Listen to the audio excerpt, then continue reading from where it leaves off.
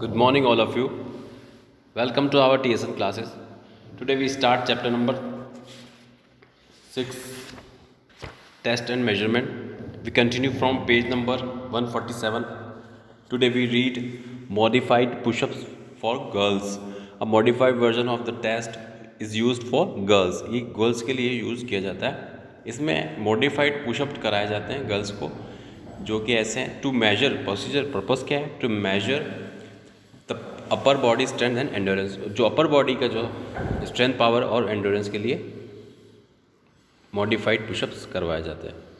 Equipment required a mat and paper to record the basic information such as age, gender and the total number of pushups perform. इसमें क्या होता है, एक mat होती है, paper record के लिए पेपर लिया जाता है. बेसिक इन्फॉर्मेशन सच में इसमें क्या दिया जाता है कि एज कितनी है, जैसे सपोज करो 13 एज है या 14 है, 15 है, उस हिसाब से जो भी, और जेंडर जो होता है, जितने भी टोटल नंबर पुशअप्स कराए जाते हैं. जैसे सपोज करो किसी कल ने 15 पुशअप्स करे तो उस हिसाब से उसका रिकॉर्ड काउंट कर लिया जाता है. देन प्रोसीजर क्या है? After proper warming up, suppose सबसे पहले आप वार्मिंग अप कर लें. The subject is asked to take starting position for modified pushups. In a modified pushups position hand and knees should touch the mat floor. जो आपका hand है और जो लेग्स है, वो नी है, वो फ्लोर पे टच होना चाहिए, मैट पे टच होना चाहिए. Both the hand should be shoulders with part of elbows fully extended. और आपके जो शोल्डर है वो बिल्कुल स्ट्रेट होना चाहिए, straight line. While keeping the position the subject should lower and the subject should lower her upper body so that the elbow में bend 90 degree. जो एल्बो है वो 90 डिग्री बेंड होना चाहिए. Then the subject return back to the starting position.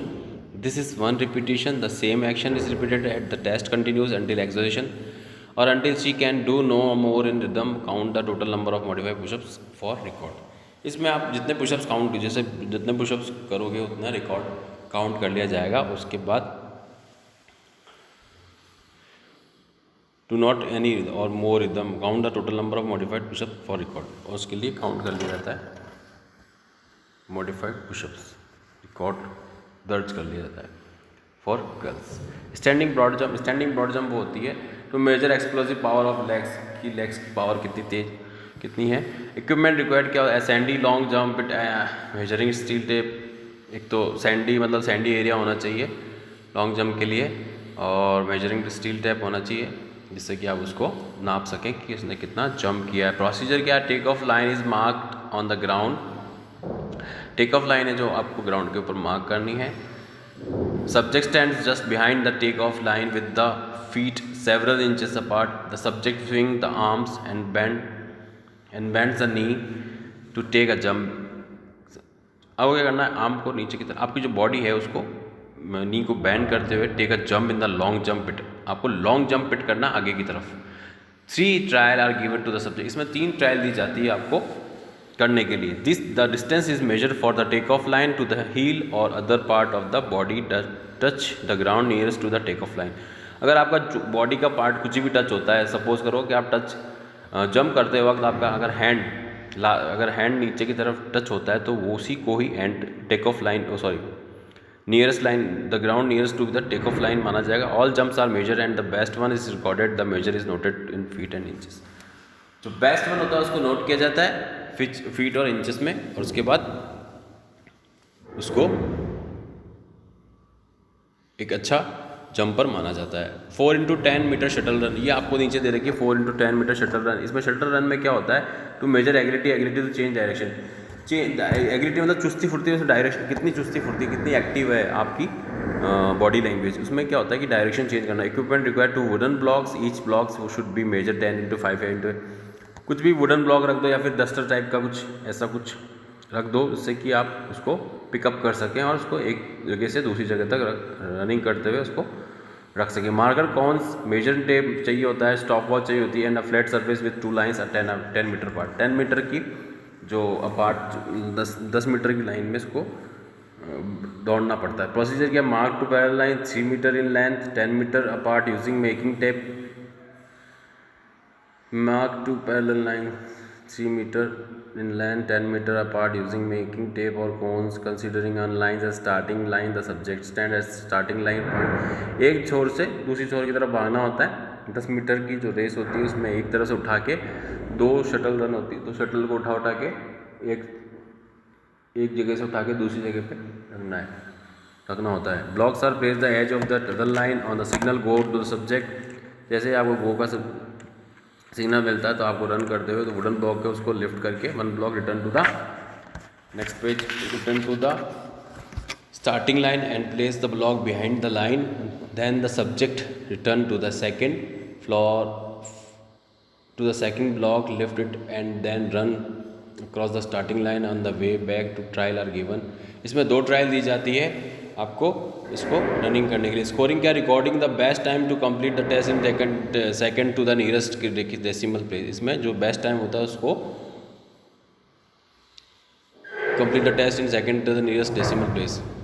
Next क्या है 6.2 generally motor fitness बोरो 3 item general motor ability. Motor ability play a very vital role in achieving apex.